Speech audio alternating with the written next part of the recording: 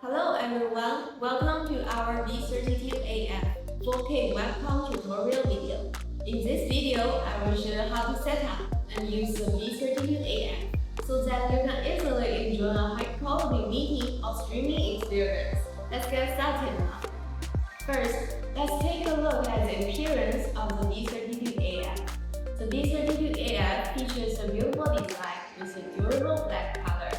It is also equipped with a USB Type-A cable, so you can easily connect it to the computer. We can see that there is a splint.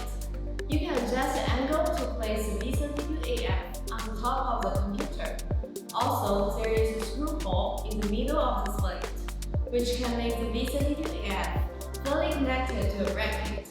Then connect the V32AF to the computer. Then we need to do some software setup. Open your conferencing or streaming software and go to the settings menu. Then select V32AF as the default camera. Make sure the microphone option also has it selected. Now let's look at the basic operation of the V32AF. Whether you are streaming or you're meeting, the V32AF will automatically adjust the lens to capture your movement.